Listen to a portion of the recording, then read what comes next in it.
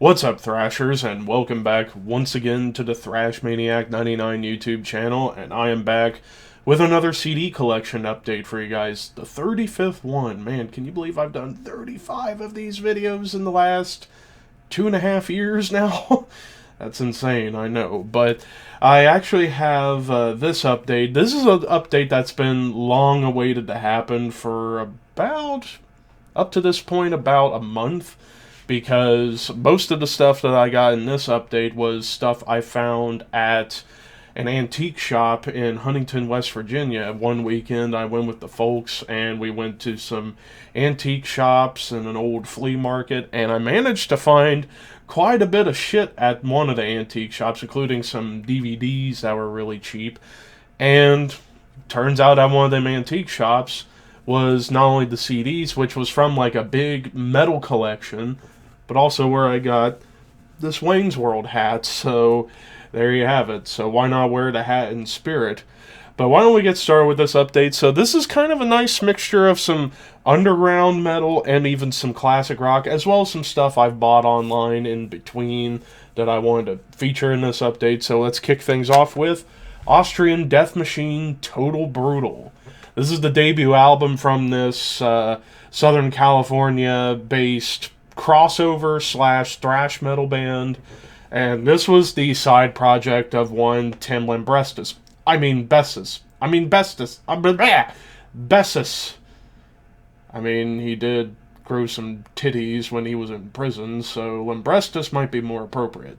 But anyways, Tim Lambrustis, this was his side project, along with As I Lay Dying member, former member, I can't remember his name off the top of my head, Chad, I think.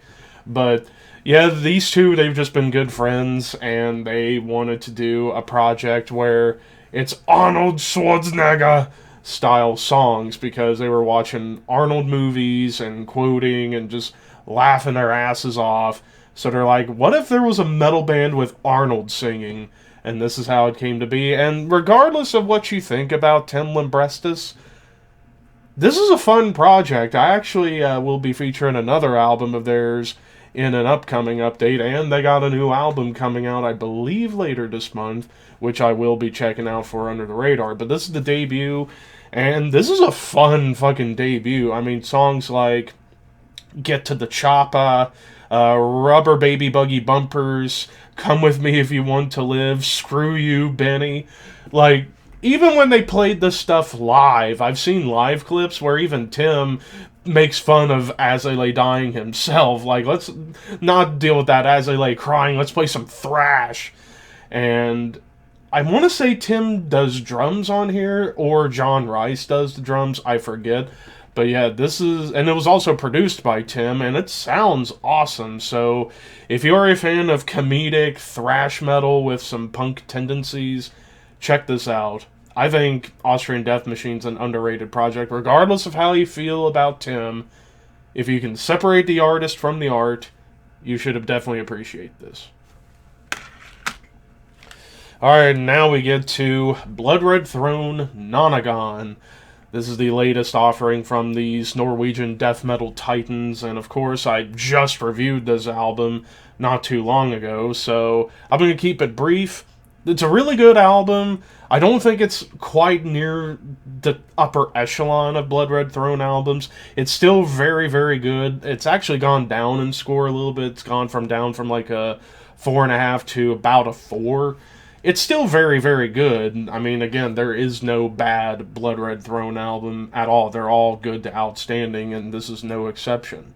Really good stuff. Check it out. If you want to know my full opinion, go watch my review. Granted, it's gone down only half a star in score, but it's still a great album. And I just hit the chain on the microphone. But anyways, so next up we have Bonded by Blood with Feed the Beast. And this is actually kind of a rare edition. This is a 2-disc set with, I don't know why they ended up just doing a second disc with 2 bonus tracks instead of just putting them all on the first disc. But still, this is a modern thrash band that I've only heard the name, and I've heard like a song or two here and there, but I've never checked them out. And these guys are fun, energetic, thrash metal kind of, almost reminiscent of some of the other modern bands like Evil and Warbringer especially. But yeah, Bonded by Blood, Feed the Beast. Alright, now we get into some classic rock. We have Bruce Springsteen with Born in the USA. I mean, once I saw this was only, I think, like a couple of bucks, and it was in great fucking shape, I was like, you know what? I gotta get this. This is some classic rock glory, especially the title track.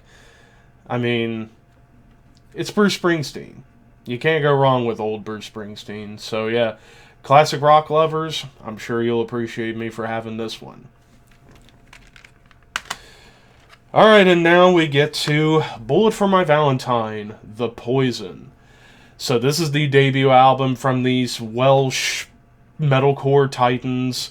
Now, of course, this band definitely gets a bad rep because, you know, the clean vocals Matt Tuck does kind of have a bit of that, like, post-hardcore delivery, but musically it's far from it. Like, dare I say there's even some, like, melodeath and thrash on this album, and most especially on the follow-up Scream Aim Fire, which I do hope to get at some point, because the first two Bullet albums are really good.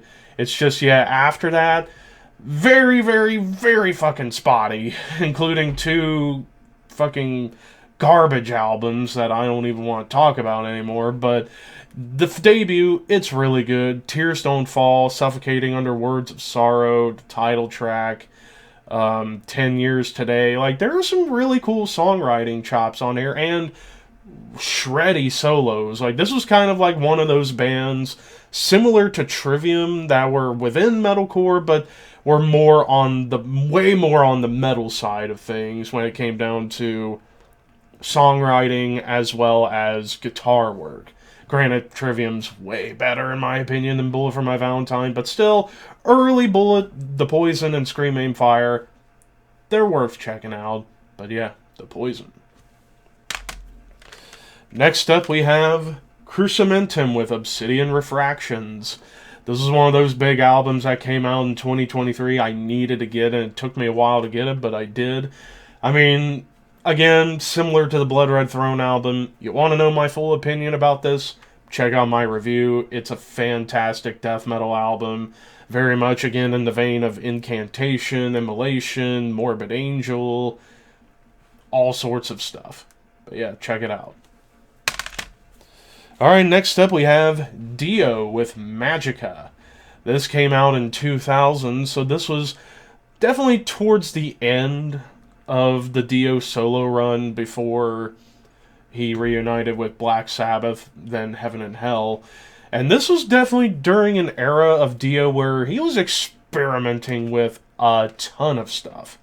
And in the case of this album, he may have been doing too much experimentation, but still, it's pretty solid for what it is. Feel My Head, Turn to Stone, Lord of the Last Day. There's some pretty cool songs on here. It's just, yeah, it's really experimental, but still not a slouch. Alright, next up we have Disma, Towards the Megalith.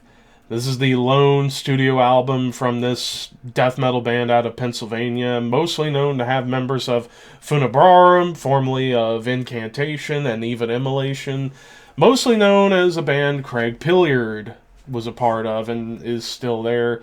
I'm not going to get into too much of the Craig Pilliard stuff with him and how he is. Even if it was a joke, I don't fuck around with Nazi crap. But, again, similar to Tim Limbrestus, if you can separate the artist from the art and appreciate the art, it's a fantastic album. This is one of the best modern death metal albums, and this is actually a reissue by Dementia Records, where the original release, Profound Lore, it's really hard to find, so last year a label out of the Czech Republic reissued this.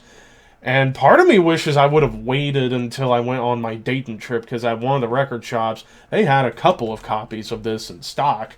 But still, I'm happy to have this album, considering I heard from my boys over at Thralls of Mel that it's a masterpiece, and I can definitely see why. It's just nasty, evil death metal, death doom even, you can say. But yeah, again, if you can ignore Craig Pillard's whatever shit. The music's fantastic. Back to more classic rock we go. We have The Doors' self-titled.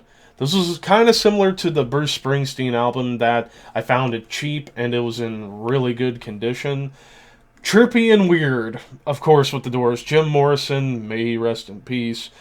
And, of course, who doesn't know the song Light My Fire? It's so fucking good. But yeah, check out some Doors if you're a classic rock guy like me at times. Alright, next up we have Iced Earth, The Glorious Burden.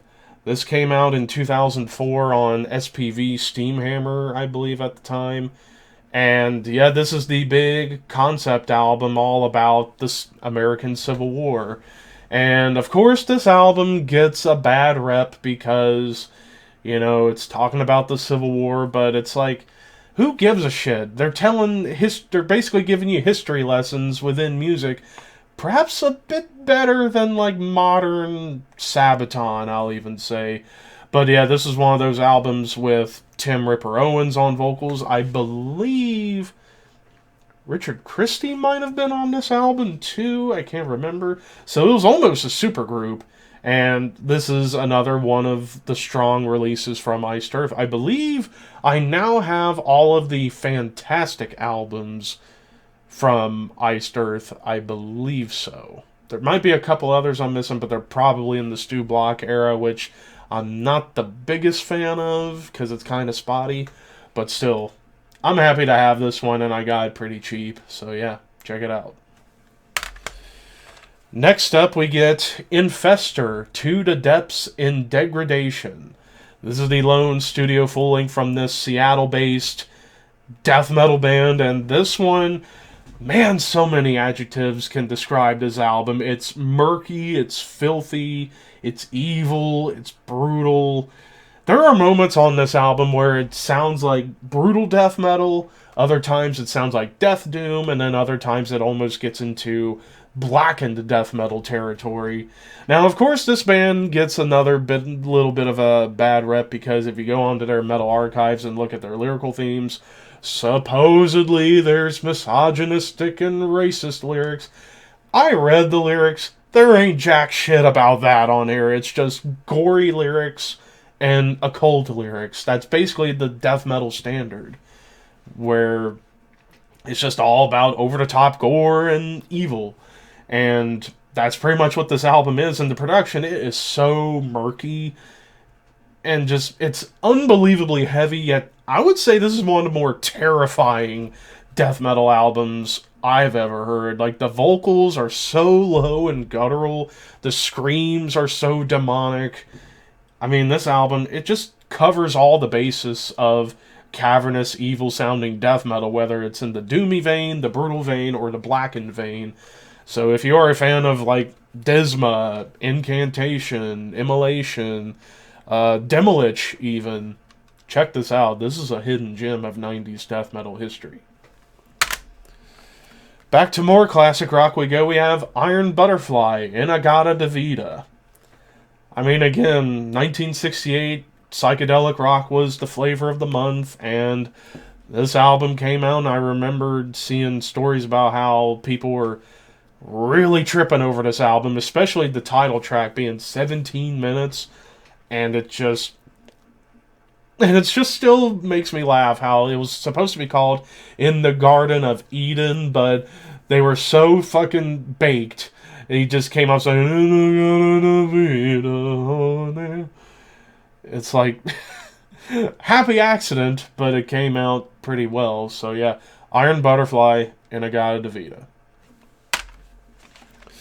Alright, now this next one is kind of one of those really interesting ones that I never thought I'd find, and it's Metallica, Dave's last show and Kirk's first show.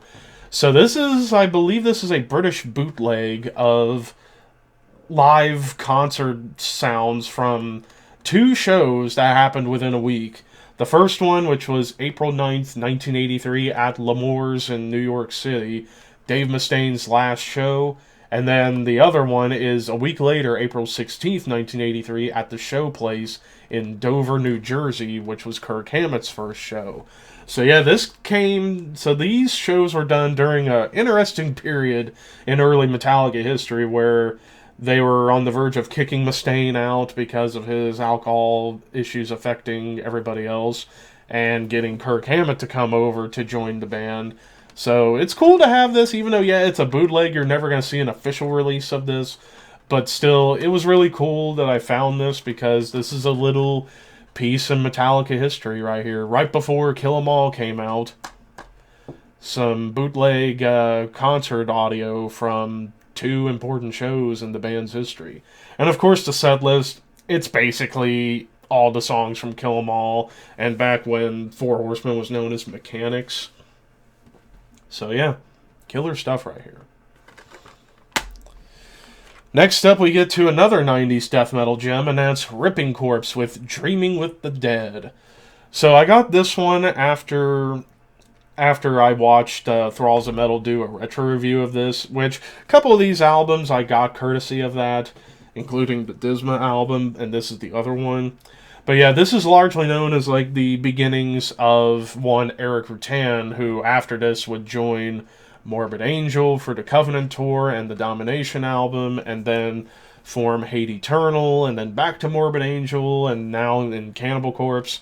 But yeah, this is more death thrash, I would say, but there are some cool, like, slammy breakdowns, kind of similar to, like, Suffocation around this time. But yeah, this is some really cool stuff right here from a hidden gem of the 90s once again. And hiccups strike me once more. Alright, and next up we have a pair from Savatage. We have, I believe these are their first two albums, I want to say, or at least maybe the first and the third one. We have their debut album, Sirens, and then their album, Power of the Night. And this was during like an early period for Savatage. Of course, both of these albums recorded at More Sound Studios in Tampa, so Savatage are seen as kind of the godfathers of the entire Tampa metal scene. And Sirens, this is definitely more along the lines of classic heavy metal. You know, songs like the title track, Holocaust, Twisted Little Sister, Out on the Streets. Yeah, definitely a more classic heavy metal oriented than what they would become later in the 80s. But overall, great debut. Then we get to Power of the Night, where this is definitely where it starts to get a little more over the top and a little more power metal-ish, and maybe even a hint of prog. They didn't fully embrace prog until you get to In the Hall of the Mountain King, but here, the title track, Hard for Love, Necrophilia, Skull Session, really cool songs on here. After all, Savatage is a very underappreciated band that paved the way for American power metal and American progressive metal and classic heavy metal here in America as well. So yeah, check these out. Alright, and next up we have Sulphur Aeon with 7 Crowns and 7 Seals. This is the latest album from these German Cthulhu, Lovecraft-obsessed, blackened death metal titans nowadays. And I remembered reviewing this one being mind-blown as to like how wonderfully crafted these songs were, especially because they were probably getting more into prog with this album because of the different dynamics within the songwriting and not following a standard format. And just fantastic stuff all around. Again, if you want to know my full opinion, check out my review I did for this album too.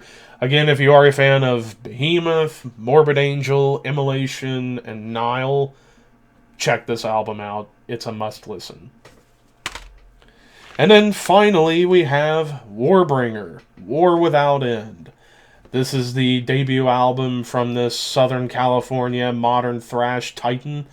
And this was a Warbringer album I've wanted for a long time because part of me just loves thrash when it's in standard tuning for the most part because it gives it that like classic heavy metal type of vibe to it. And this is, I believe, the only album where it was in standard tuning, and then after this they went down to E flat, which is fitting for them. But here, songs like Total War, Hell on Earth, my personal favorite, Dread Command, where they kind of get a little bit almost death metal-y at times. But yeah, awesome debut album. I need to get the rest of the Warbringer catalog because with a lot of the modern thrash bands, I'm kind of picky about it. It's like, because there's a lot of bands where they just kind of go too much for like high vocals or too much on the punk side of things and don't focus enough on the metal. Luckily, Warbringer's one of those that brings the metal to thrash. Same with Evil, I would say. But yeah, definitely check this one out if you are a thrash fan like me. And that, ladies and gentlemen, knocks out yet another update. And actually, I've already got updates planned for. Actually, I believe I'll have at least 3 more updates, hopefully before spring comes around, because the next update is going, or the next 3 updates are going to be pretty much albums I bought on a trip in Dayton, Ohio. And I went fucking insane at a few places, so yeah, be on the lookout for those updates coming up pretty soon. And then, of course, there's also the Cannibal Corpse discography ranking coming out in the middle of the month, which I gotta kind of get back into that, as well as more reviews and stuff like that. But anyways, what was your favorite album out of everything that I showed you guys? Let me know in the comments below, and until next time, keep your horns high and your dreams wet.